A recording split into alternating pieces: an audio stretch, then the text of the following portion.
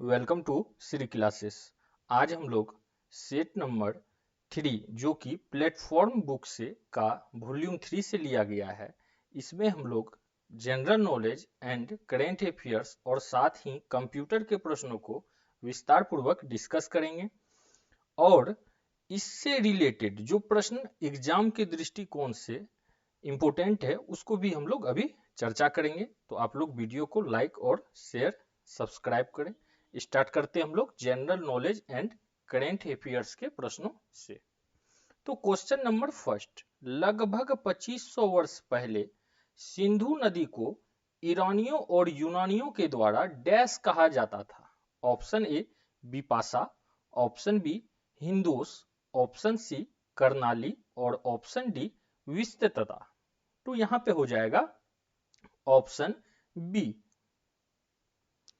लगभग 2500 वर्ष पहले सिंधु नदी को ईरानियों और यूनानियों के द्वारा हिंदोस कहा जाता था। ठीक है, चूंकि अब इससे कुछ एक्स्ट्रा प्रश्न को हम लोग डिस्कस करते हैं, या पहले ये जान लेते हैं कि सिंधु नदी का उद्गम कहां से है। तो सिंधु नदी का उद्गम जो है तिब्बती में मानसरोवर झील, तिब्बत के मानसरोवर झील के निकट सानो ख्याबा हिम हिमनद से हुआ है। आपको बस इतना याद रखना है कि तिब्बत के मानसरोवर झील के पास से इसका उद्गम हुआ है। ठीक है, अब इससे रिलेटेड हम लोग प्रश्न को जानते हैं। तो सबसे पहले सिंधु और सरस्वती नदी को भारतीय सभ्यता में सबसे प्राचीन नदी का दर्जा दिया गया है। सिंधु और सरस्वती नदी को,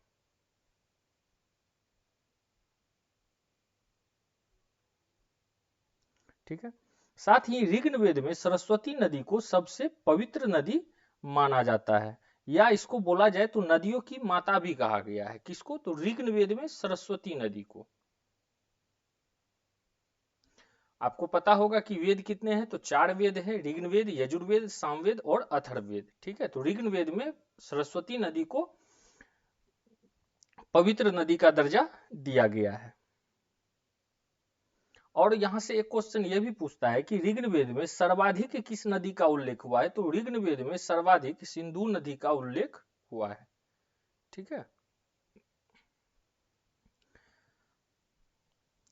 एक क्वेश्चन यहां से यह भी बनता है कि सिंधु नदी जल समझौता कब हुआ था। तो सिंधु नदी जल समझौता 1960 ईस्वी में हुआ था, और इस समझौते के तहत सिंधु का जल 20% ही उपयोग भारत कर सकता है, शेष जो है वो पाकिस्तान करते हैं। ठीक है, नेक्स्ट देखते हैं हम लोग। प्राचीन भारत में महाजनपदों के शासक अपने क्षेत्र के डैश से भाग नामक कर एकत्र करते थे।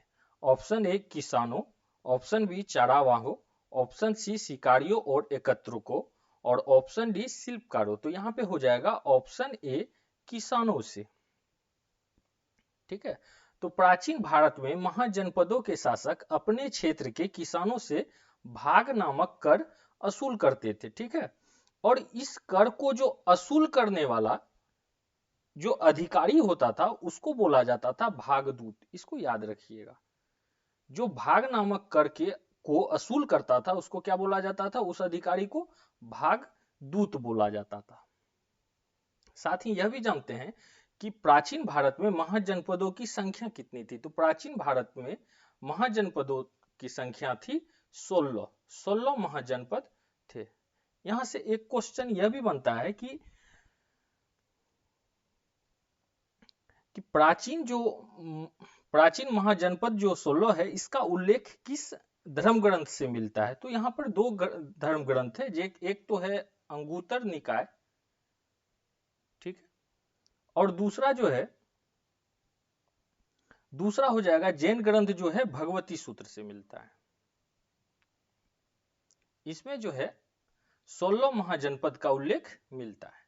ठीक है, और भी जान लेते हैं हम लोग। उस समय 4 महाजनपद थे। इस महाजनपद में कौन कौन आते थे? तो इस महाजनपद में आता था मगध, कौशल, वत्स तथा अवंती। ठीक है, नेक्स्ट देखते हैं हम लोग। माइक्रोलिथ थे डैश जो प्रारंभिक मनुष्यों द्वारा उपयोग किया जाता था। ऑप्शन ए पत्थर के औजार, ऑप्शन बी मिट्टी के बर्तन, ऑप्शन सी कपड़े और ऑप्शन डी सिक्के। तो यहाँ पे हो जाएगा ऑप्शन ए पत्थर के औजार। तो माइक्रोलिथ पत्थर के औजार थे जो प्रारंभिक मनुष्यों द्वारा उपयोग किया गया था। और साथ में यह भी जानते हैं कि जो मध्य पाषाण काल में सूक्ष्म औजारों के काल के नाम से भी जाना जाता था। ठीक है, इससे और रिलेटेड हम लोग कुछ क्वेश्चन को जानते हैं कि भारतीय उपमहाद्वीप में कृषि के प्रथम उदाहरण कहां से मिले हैं? तो कृषि के जो प्रथम उदाहरण मिले हैं वो मिला है मेहरगढ़ से। मेहरगढ़ से। देखिए यह सब प्रश्न बार बार रिपीटेड होते रहता है, तो इसको आप लोग विशेष तौर से देखें या आप नोट कर सकते हैं। नोट अगर कर लीजिएगा तो ज्यादा बेटर रहेगा। साथ में भारतीय उपमहाद्वीप में भारत के पूर्व प्रस्तर युग के अधिकांश औजार किसके होते थे? तो स्फटिक पत्थर के होते थे। पूर्व प्रस्तर युग के औजार स्फटिक के होते थे।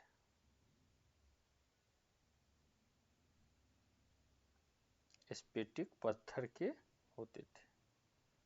ठीक है, नेक्स्ट देखते हैं हम लोग। भारतीय संविधान का कौन सा भाग नागरिकता से संबंधित है? ऑप्शन 1 भाग 2, ऑप्शन बी भाग 3, ऑप्शन सी भाग 5 और ऑप्शन डी भाग 6। तो यहाँ पे जो है हम लोग देखते हैं ऑप्शन बी भाग 2। तो भारतीय संविधान की भाग 2 में नागरिकता से संबंधित है। ठीक है, यह भी जानते हैं कि अनुच्छेद कितना से कितना? तो भारतीय संविधान की भाग 2 आर्टिकल जो है नंबर 5 से 11 के बीच क्या का वर्णन है? तो नागरिकता का वर्णन किया गया है।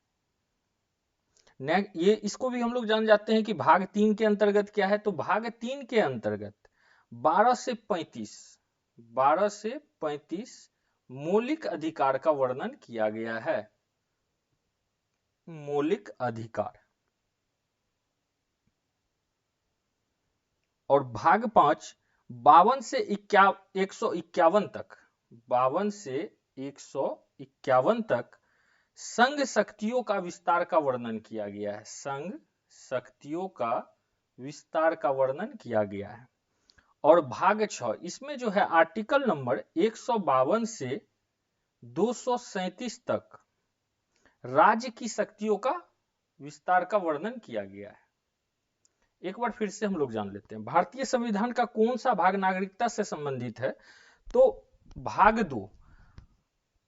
2 जो है भारतीय संविधान का उसका जो है नागरिकता से संबंध है और आर्टिकल 5 से 11 के बीच में। फिर देखते हैं भाग 3 में 12 से 35 तक मौलिक अधिकार का वर्णन किया गया है। भाग 5 में 52 से 151 तक संघ शक्तियों का वर्णन किया गया और भाग 6 में 152 से 237 तक राज्य शक्तियों के विस्तार का वर्णन किया गया है। नेक्स्ट देखते हैं हम लोग। एक शास्त्रीय नृत्य जो वाक, भंगिमा और शुद्ध नृत्य का संयोजन है। Option A Bharatanatyam, option B Kathakali, option C Mohiniyattam और ऑप्शन डी कुचिपुड़ी। तो यहाँ पे हो जाएगा ऑप्शन डी कुचिपुड़ी। कुचिपुड़ी एक शास्त्रीय नृत्य है जो वाक भंगिका का शुद्ध नृत्य का संयोजन है। साथ में हम लोग ये जानते हैं कि कुचिपुड़ी जो है आंध्र प्रदेश का नृत्य है। कहाँ का है ये? तो आंध्र प्रदेश का। ठीक है, अब साथ में इसको भी जान लेते हैं हम लोग कि मोहिनीअट्टम जो है यह कहाँ का लोक नृत्य है? तो मोहिनीअट्टम जो है यह केरल का लोक नृत्य है। ठीक है, और केरल का तो है ही, साथ में इस नृत्य को महिला करती है। दूसरा है कथकली। तो कथकली नृत्य जो है यह भी केरल का है और यह जो है पुरुष प्रधान नृत्य है। भारतनाट्यम यह तमिलनाडु का नृत्य है।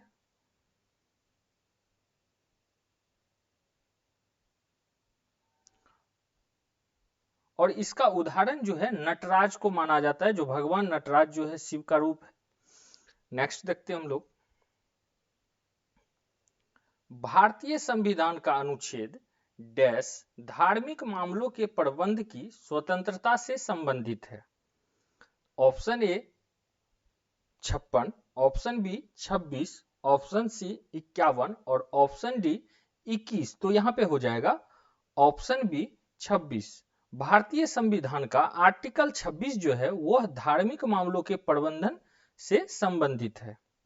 ठीक है, अब हम लोग कुछ जानते हैं कि आर्टिकल 26 के तहत क्या क्या अधिकार मिलता है। तो जैसे कि यहाँ पर पहला अधिकार जैसे है तो धार्मिक कार्यों में के प्रबंधन का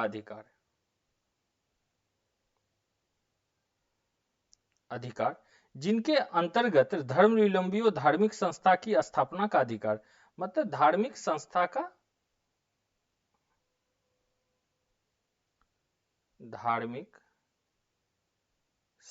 का स्थापना।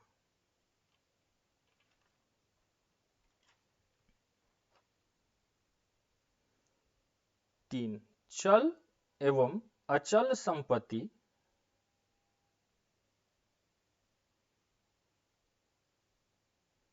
अधिकार। ठीक है, और यहां पर देखते हैं और भी उदाहरण हमको दिया गया है, तो इस उदाहरण सबको भी हम लोग समझ जाते हैं। जैसे आर्टिकल 21 दिया हुआ है, तो आर्टिकल 21 के तहत प्रदत्त प्राण देहिक स्वतंत्रता का वर्णन है। प्राण देहिक स्वतंत्रता का वर्णन है, यह बार बार पूछा जाता है। ठीक है, आर्टिकल 51 के तहत राज्य सरकारों को अंतर्राष्ट्रीय शांति, सुरक्षा, अभिवृद्धि और सद्भावना सहयोग करने का निर्देश दिया गया है।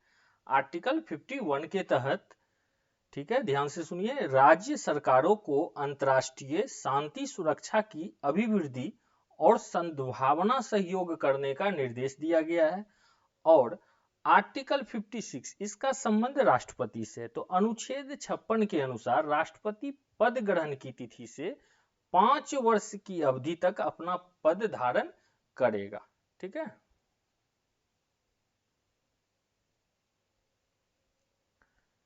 नेक्स्ट देखते हैं हम लोग,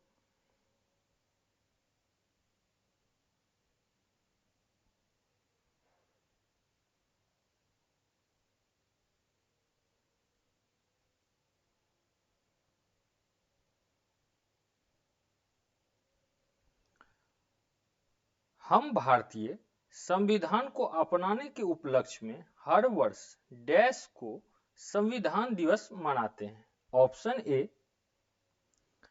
26 नवंबर, ऑप्शन बी 15 सितंबर, ऑप्शन सी 15 अगस्त और ऑप्शन डी 26 जनवरी। तो यहां पे हो जाएगा ऑप्शन ए 26 नवंबर। ठीक है, तो हम भारतीय संविधान को अपनाने के उपलक्ष्य में हर वर्ष 26 नवंबर को संविधान दिवस मनाते हैं। और 26 नवंबर भारत में राष्ट्रीय कानून दिवस के रूप में भी मनाया जाता है। ठीक है, कानून दिवस के रूप में भी मनाया जाता है। नेक्स्ट जैसे हम लोग देखते हैं यहाँ 15 अगस्त। तो 15 अगस्त क्या है, तो यह है स्वतंत्रता दिवस। इसी दिन हम लोग को आजादी मिली थी। 15 सितंबर, तो 15 सितंबर है इंजीनियर्स डे।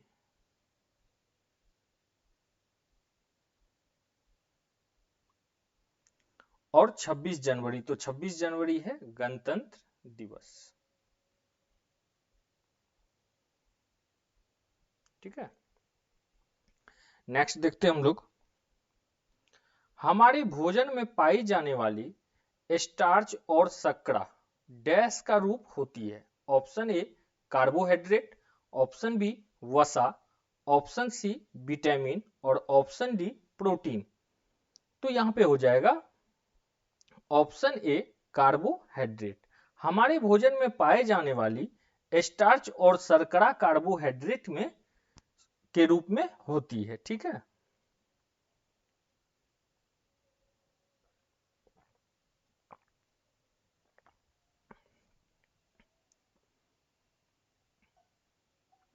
अच्छा एक बात और भी जानते हैं कि हमारा कार्बनिक पदार्थ कार्बोहाइड्रेट किसको बोला जाता है? तो कार्बन, हाइड्रोजन और ऑक्सीजन। ठीक है, कार्बन, हाइड्रोजन और ऑक्सीजन।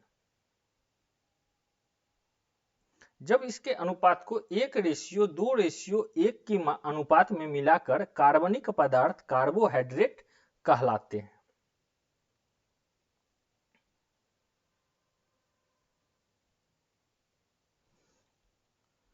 नेक्स्ट देखते हैं हम लोग।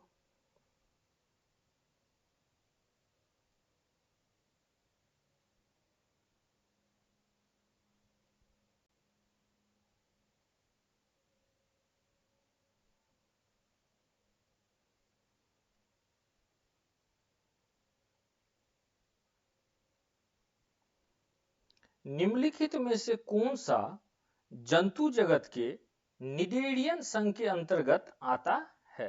ऑप्शन ए समुद्री urchin, option B coral, option C घोंघा और ऑप्शन डी केचुआ। तो यहां पे हो जाएगा ऑप्शन बी कोरल। कोरल जंतु जगत के निडेरियन संघ के अंतर्गत आता है। अब पहले हम लोग जानते हैं कि निडेरियन संघ है क्या। इस संघ के सदस्य जलीय, अधिकांशतः समुद्री या स्थानबद्ध या मुक्त रूप से तैरने वाले जीव होते हैं। इनके मुख के चारों ओर कुछ धागे की तरह संरचना पाई जाती है जो भोजन आदि को पकड़ने में मदद करती है। तो निडेरियन संघ से हम लोग क्या समझे कि यह संघ में ज्यादातर क्या होता है, तो जलीय जीव अर्थात बोला जाए तो समुद्री जीव का प्रयोग किया जाता है और इसके मुख के चारों ओर कुछ धागे की तरह संरचना पाई जाती है जो भोजन आदि को पकड़ने में मदद करे। उदाहरण के लिए क्या होता है, जैसे हाइड्रा, जेलीफिश,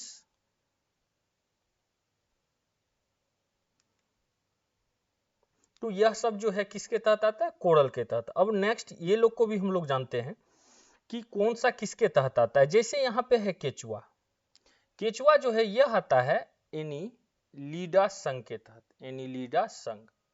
ठीक है, घोंघा जो है यह आता है मोलस्का संघ, मोलस्का संघ के तहत।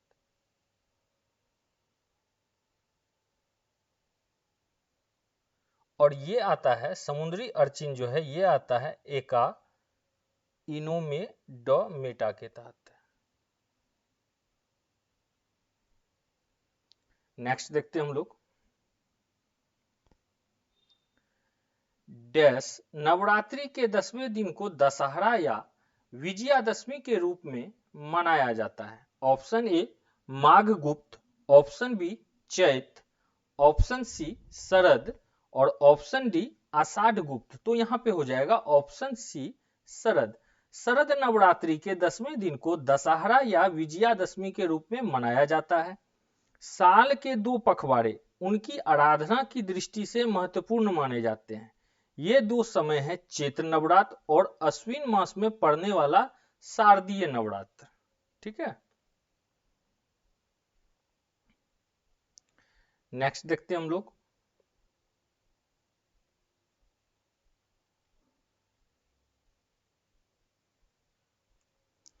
गंगा और सोन जैसी नदियां प्राचीन भारत में महाजनपद डैश से होकर बहती थी। Option A Magadh, option B Kosala, option C Kamboja और ऑप्शन डी अस्मक। तो यहाँ पे हो जाएगा ऑप्शन ए मगध महाजनपद। गंगा और सोन जैसी नदियां प्राचीन भारत में महाजनपद मगध से होकर बहती थी। ठीक है, और मगध का जो सीमा है तो आप इसके सीमा को भी जान लीजिए। पहले तो हम लोग जान जाते हैं मगध का राजधानी। तो मगध का जो राजधानी है वो क्या था? राजगिरी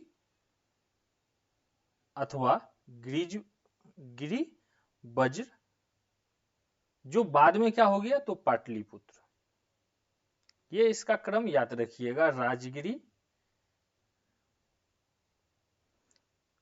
अथवा गिरिवज्र या पाटलिपुत्र। ठीक है, अब इनका हम लोग सीमा का वर्णन करते हैं कि सीमा क्या था।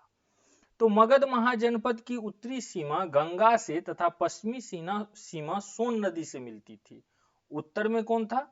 अच्छा, इसको हम लोग जानते हैं इस चार्ट को कि ऊपर में होता है नॉर्थ, नीचे होता है साउथ और ईस्ट और वेस्ट। तो ऊपर में जो है नॉर्थ के तरफ था गंगा, ठीक है, और नीचे थी सोन नदी।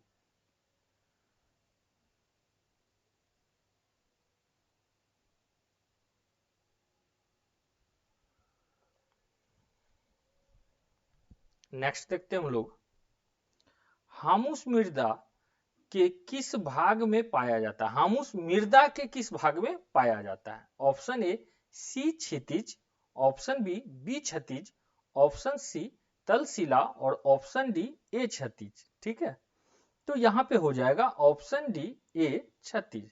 तो हामुस मृदा मृदा जो है वो क्या होता है? ए क्षितिज भाग में पाया जाता है। मिट्टी का जो है 3 परत में मिट्टी को बांटा गया है। कौन कौन परत है? तो ए क्षितिज है 1 नंबर में, 2 नंबर में आता है बी क्षितिज और 3 नंबर में आता है सी। यह तीनों जो है मिट्टी का प्रकार है। चूंकि हामुस मृदा जो होता है वो पाया जाता है एक नंबर में, तो ए क्षितिज में हामुस की मात्रा अधिक होती है जो पौधों को पोषक तत्व प्रदान करती है। ठीक है, पौधों को पोषक तत्व प्रदान करती है।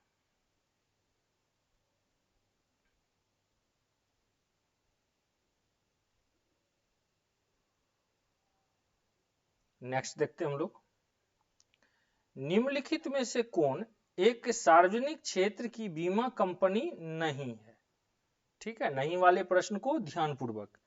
Option A SBI life insurance, option B Bharatiya Samanya Bima Nigam, option C the new India insurance company limited और option D United India insurance company limited.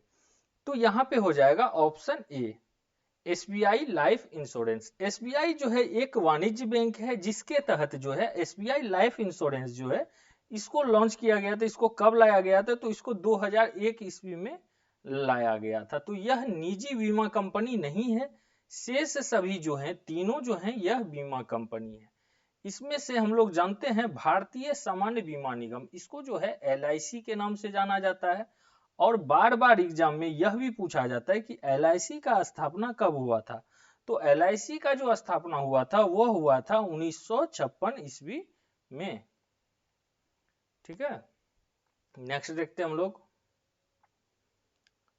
प्राचीन भारतीय पांडुलिपियां आमतौर पर ताड़पत्रों पर या हिमालय में उगने वाले डैश पेड़ की छाल पर लिखी जाती थी।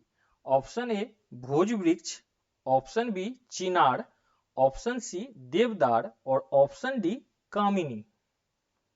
तो यहां पे हो जाएगा ऑप्शन ए भोज वृक्ष। तो प्राचीन भारतीय पांडुलिपियां आमतौर पर ताड़पत्रों पर या हिमालय में उगने वाले भोज वृक्ष के छालों पर लिखी जाती थी। ठीक है, साथ में एक चीज और भी जानते हैं कि कागज का आविष्कार कहां हुआ था? तो कागज का जो आविष्कार हुआ था यह हुआ था चीन में। ठीक है, और कौन किए थे? तो यह किए थे काई लून ने, जो चीन के रहने वाले थे। और प्राचीन समय में जो है प्राचीन काल में शिलालेख, अभिलेख, ताम्रपत्र, हाथी दांत, ताड़पत्र, भोजपत्र, कपड़ा, लकड़ी आदि पर ही लिखा जाता था। नेक्स्ट देखते हैं हम लोग, न्यायालय में प्रयोग किया जाने वाला बर्डन ऑफ प्रूफ का अर्थ है। ऑप्शन ए प्रस्तुत किए गए तथ्यों को प्रमाणित करने की जिम्मेदारी, ऑप्शन बी न्यायालय में आवश्यकता से अधिक साक्ष्यों की प्रस्तुति, ऑप्शन सी न्यायालय में प्रस्तुत किए गए गलत साक्ष्य और ऑप्शन डी न्यायालय को भ्रमित करने वाले साक्ष्य। तो यहां पे हो जाएगा ऑप्शन ए न्यायालय में प्रस्तुत किए गए तथ्यों को प्रमाणित करने की कानूनी जिम्मेदारी को बर्डन ऑफ प्रूफ कहा जाता है।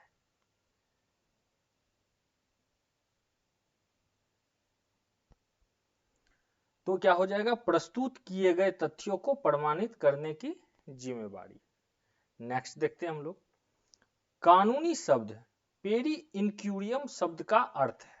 ऑप्शन ए गलत निर्णय, ऑप्शन बी समय पर सहायता, ऑप्शन सी अपराधी व्यक्ति और ऑप्शन डी दोष मुक्त रिहाई। तो यहां पे हो जाएगा ऑप्शन ए गलत निर्णय।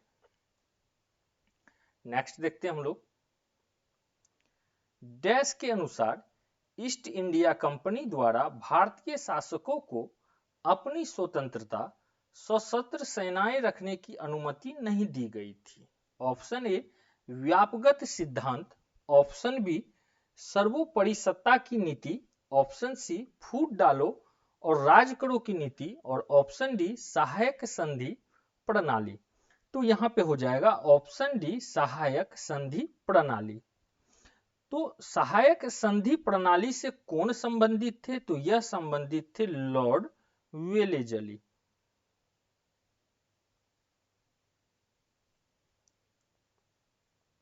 और सहायक संधि को स्वीकार करने वाला पहला राज्य बार बार पूछा जाता है, तो यह पहला राज्य है हैदराबाद।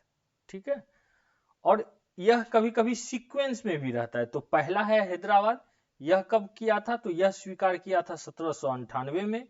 सेकंड है मैसूर, जो यह स्वीकार किए थे 1799 में। तीसरा स्थान आता है तंजौर का, जो स्वीकार किए थे 1799 में। उसके बाद आता है अवध, जो स्वीकार हुआ था 1801 में। और उसके बाद आता है पेशवा, जो स्वीकार किया था 1802 ईस्वी में।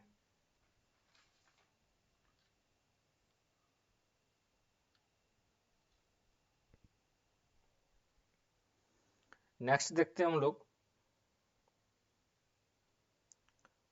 तुमड़ी के शब्द काव्य संग्रह हेतु किसे हिंदी का साहित्य अकादमी पुरस्कार 2022 दिया गया है। Option A Rasim Chaudhary, option B Veena Gupta, option C Badri Narayan और ऑप्शन डी फारूक फैयाज। तो यहां पे हो जाएगा ऑप्शन सी बद्री नारायण। ठीक है, तो तुमड़ी शब्द काव्य संग्रह हेतु हिंदी साहित्यकार बद्री नारायण को हिंदी साहित्य अकादमी पुरस्कार 2022 से सम्मानित किया गया है। साहित्य अकादमी पुरस्कार 1955 से दिया जाता है।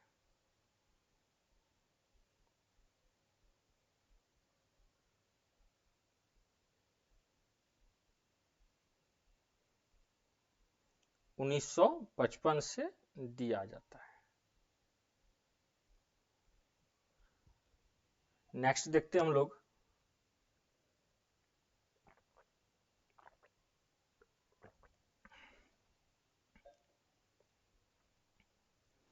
नोबेल शांति पुरस्कार 2022 निम्नलिखित में से किस देश के कार्यकर्ताओं को नहीं दिया गया है।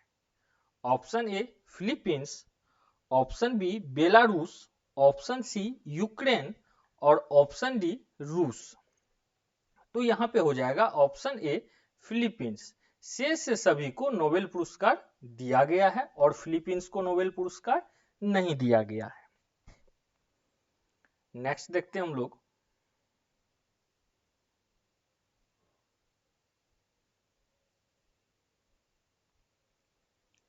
भोपाल में आयोजित राष्ट्रीय महिला मुक्केबाजी चैंपियनशिप 2022 में किसने स्वर्ण पदक जीता है। Option A Lovlina Borgohain, option B Nikhat Zareen, option C A और बी दोनों और ऑप्शन डी अमित पंघाल। तो यहां पे हो जाएगा ऑप्शन बी निकहत जरीन। तो भोपाल में जो आयोजित राष्ट्रीय महिला मुक्केबाजी चैंपियनशिप में स्वर्ण पदक निकहत जरीन को दिया गया है और निकहत जरीन जो है यह तेलंगाना की निवासी है। ठीक है, अब हम लोग देखते हैं कंप्यूटर के प्रश्न को। जिन छात्रों को पीडीएफ चाहिए तो आप कमेंट बॉक्स में कमेंट कर दे, तो आपको पीडीएफ प्रोवाइड करवा दिया जाएगा।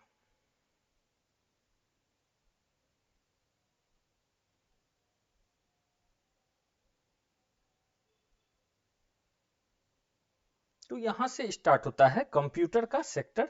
तो अब हम लोग कंप्यूटर के प्रश्नों को विस्तार पूर्वक डिस्कस करते हैं।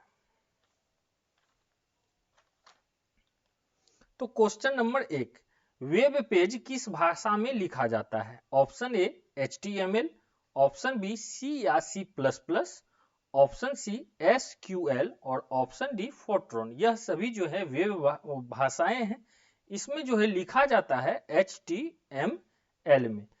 अब यहां से हम लोग जानते हैं कि HTML जो है, HTML का फुल फॉर्म, तो HTML का फुल फॉर्म होता है हाइपर टेक्स्ट मार्कअप लैंग्वेज। ठीक है, hyper text markup language. Next देखते हैं हम लोग, इंटरनेट में डैश का उपयोग किया जाता है? Option A telex switching, option B packet switching, option C circuit switching और ऑप्शन डी टेलीफोन स्विचिंग। तो यहां पे हो जाएगा option B packet switching. Internet में जो है क्या किया जाता है? पैकेट स्विचिंग का उपयोग किया जाता है। अब देखिए यहां पर जैसे दिया हुआ है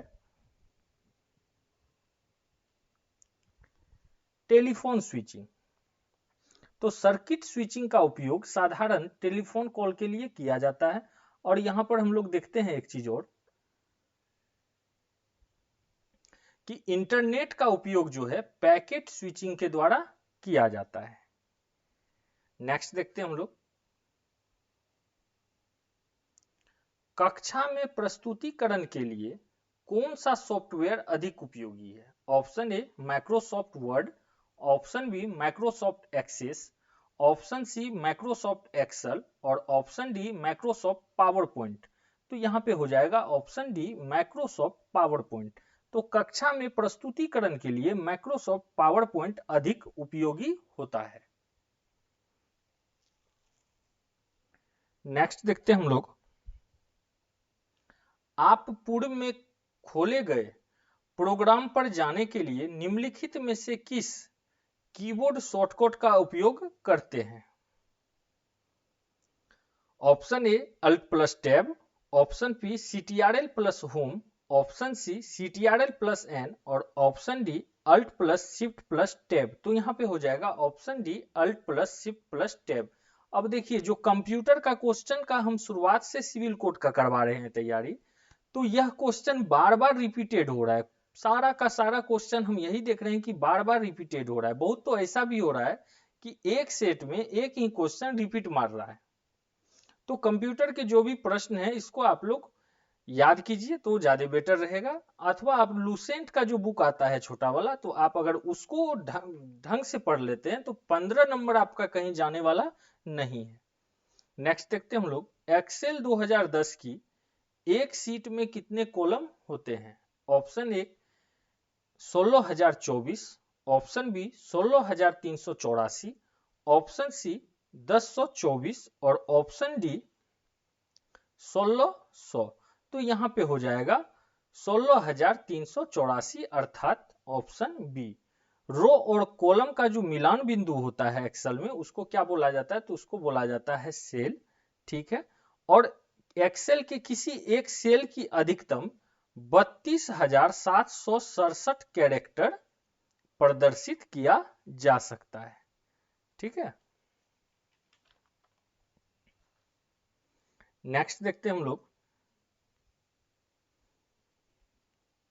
माइक्रोसॉफ्ट एक्सेल में वर्कबुक डैश का एक संग्रह होता है? Option A charts, option B photos, option C worksheet और ऑप्शन डी वर्डबुक। तो यहां पे हो जाएगा ऑप्शन सी वर्कशीट।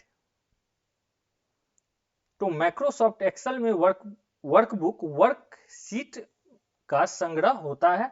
और साथ में यह भी जानते हैं कि MS एक्सेल विंडोज आधारित स्प्रेडशीट प्रोग्राम है। MS एक्सेल, ठीक है, यह क्या है? तो विंडोज आधारित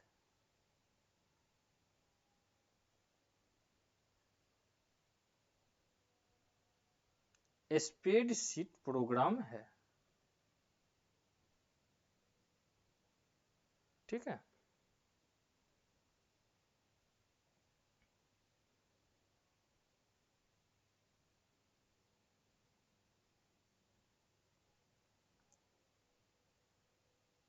नेक्स्ट देखते हैं हम लोग, एफटीपी का पूर्ण रूप क्या है? Option A file transfer program, option B fast transfer program, option C firm transfer protocol और option D file transfer protocol.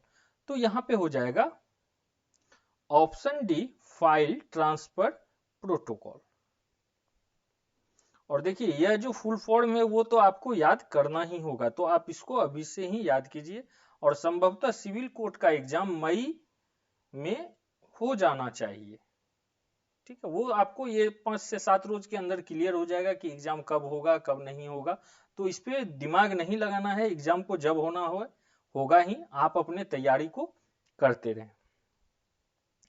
Next देखते हैं हम लोग, हॉटमेल डैश में शुरू किया गया था? Option A 1993, option B 1995, option C 1996 और ऑप्शन डी 1994। तो यहाँ पे हो जाएगा ऑप्शन सी 1996।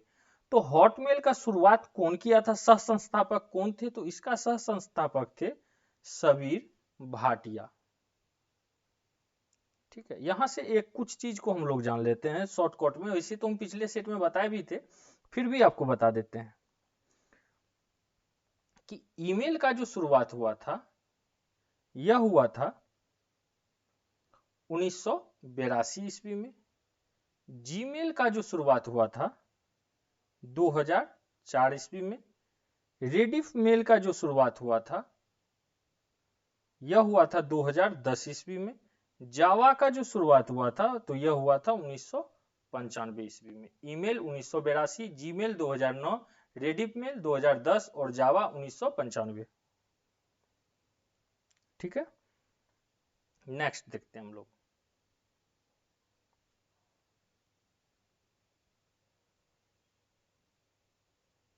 निम्नलिखित में से कौन सा सर्वर आईपी एड्रेस को डोमेन नामों में परिवर्तित करता है? Option A email, option B DNS, option C P2P और option D cloud service.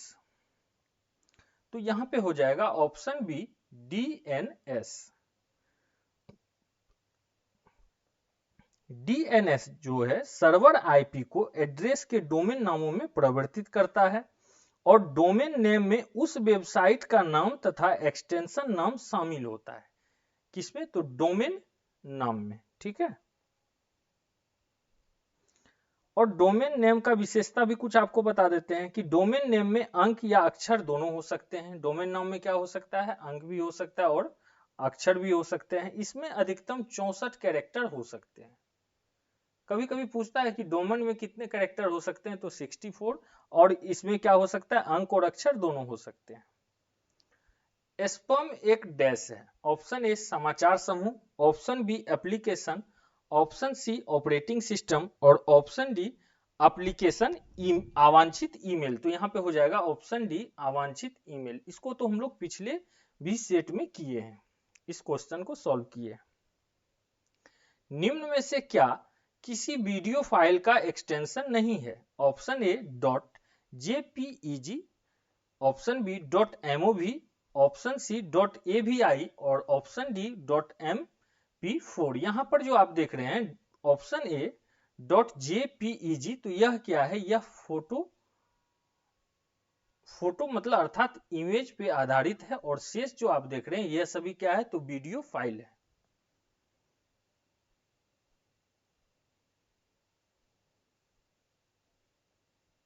Next देखते हैं हम लोग,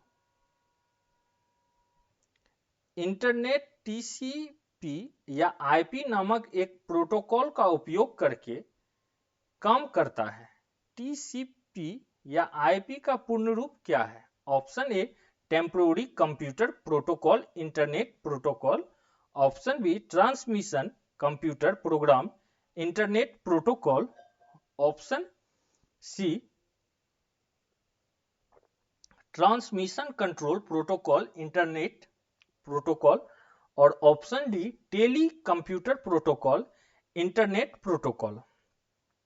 तो यहां पे हो जाएगा option C transmission control protocol, और आईपी का हो गया इंटरनेट प्रोटोकॉल। अब देखिए टीसीपी का यह है ट्रांसमिशन कंट्रोल प्रोटोकॉल, और आईपी का है इंटरनेट प्रोटोकॉल।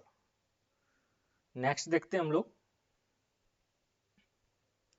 यदि बिल गेट्स की बात मानी जाती तो Windows operating system Windows OS को किस नाम से जारी करने की योजना थी?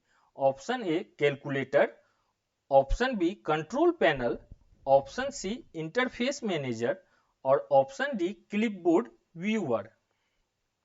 तो यहां पे हो जाएगा ऑप्शन सी इंटरफेस मैनेजर। अच्छा, माइक्रोसॉफ्ट का जो है संस्थापक कौन है? तो माइक्रोसॉफ्ट का संस्थापक हैं बिल गेट्स। माइक्रोसॉफ्ट का, ठीक है। और इसका स्थापना कब हुआ था? तो इसका स्थापना 1975 में हुआ था। नेक्स्ट देखते हैं हम लोग। वर्ल्ड वाइड वेब में पंजीकृत पहला डोमेन नाम क्या था? Option A www.linux.com, option B www.computer.com, option C www.server.com, और ऑप्शन डी www.symbolics.com। तो यहां पे हो जाएगा ऑप्शन डी